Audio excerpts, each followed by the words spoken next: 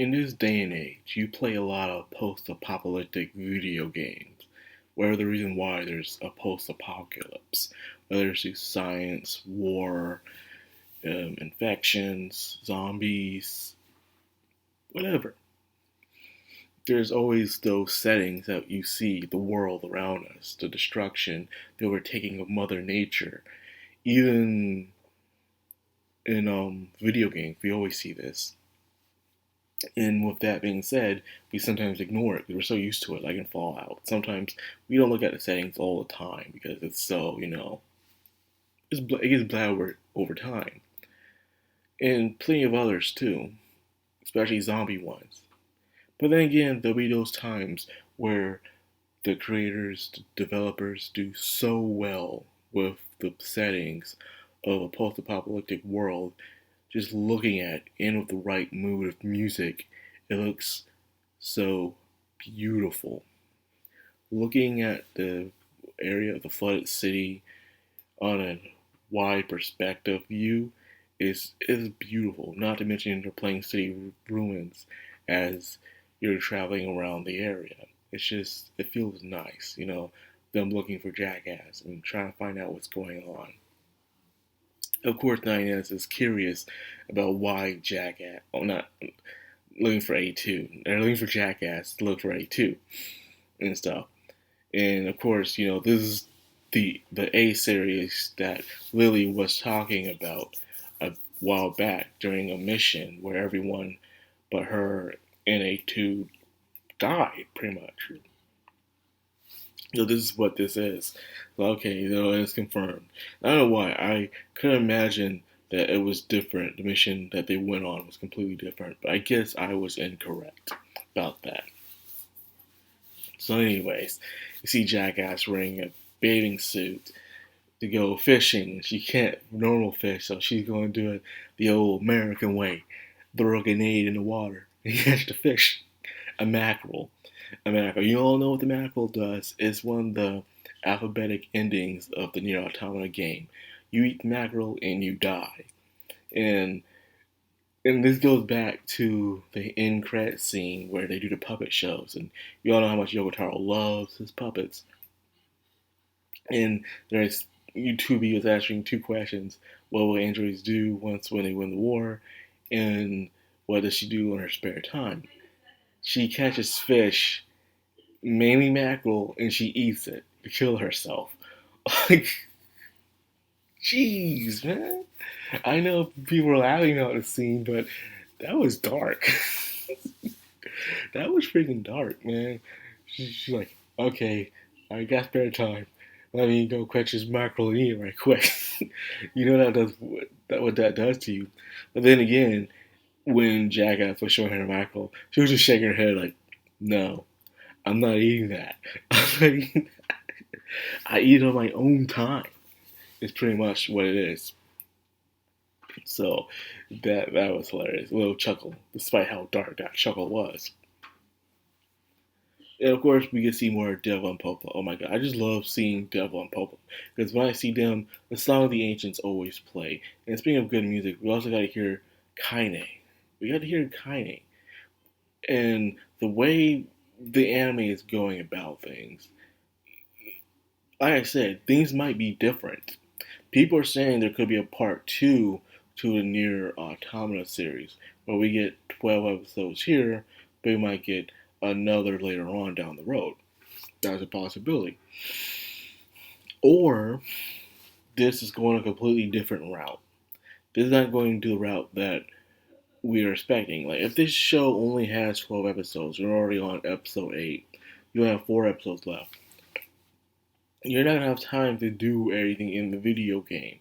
And we're still at the point where things went totally different. I thought after this, they would fight a giant Goliath, and they will discover the aliens being dead, and then they will fight Adam and Eve together.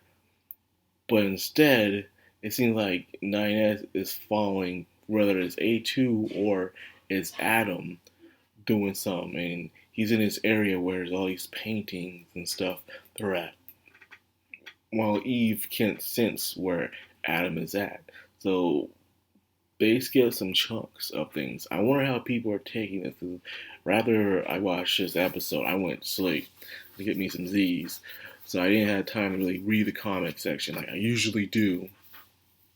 But it does curious me of what's happening, because I knew this was going to happen. My theory was correct that they're going to probably go a different route with the anime.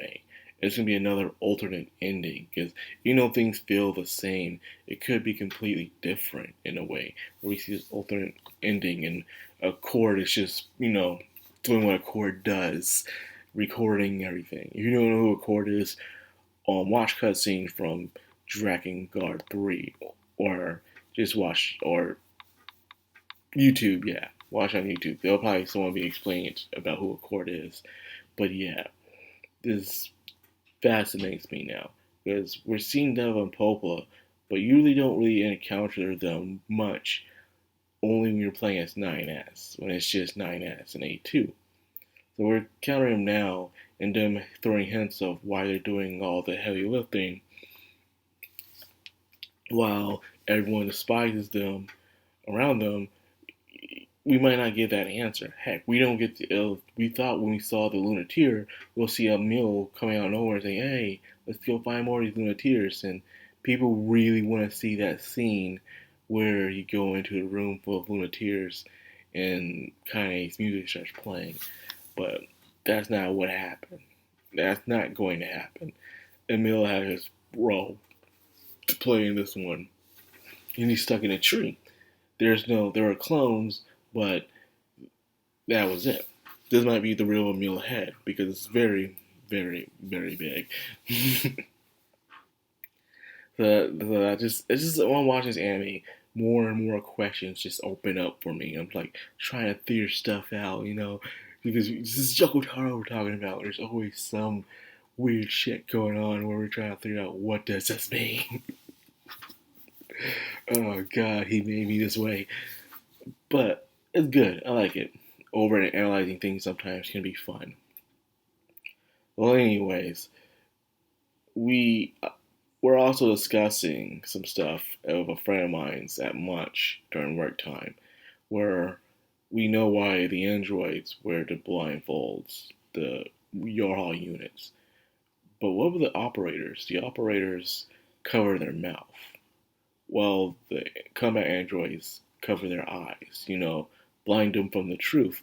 Because when you really think about some of the regulations that the Yorha units have to go through are completely contradictory.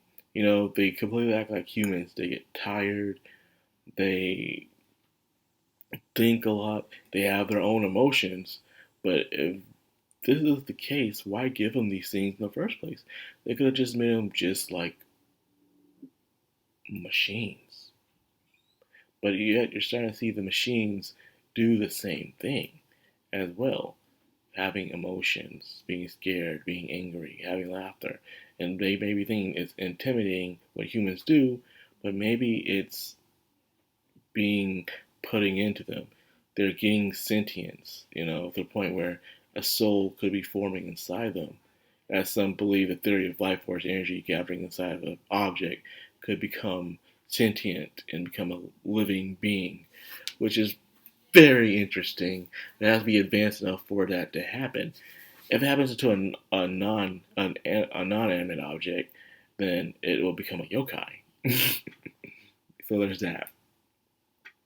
Now, with the operators, is that they probably can't tell the truth. That's why they cover they wear the mouth mask, while two being them wear blindfolds. The mouth mask shows that they can't tell everything that they know. There's some things that are being left out. So that does pique my interest as well as we're talking about that. And there's a contradictory of why they have these rules. Because the rules are silly, Emotions are prohibited, but yet you have emotions. And why give them emotions?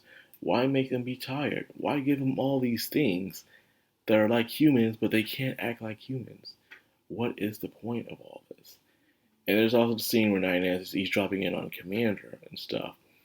So there's that. Like I said, a lot of stuff's happening that did not happen in the video game.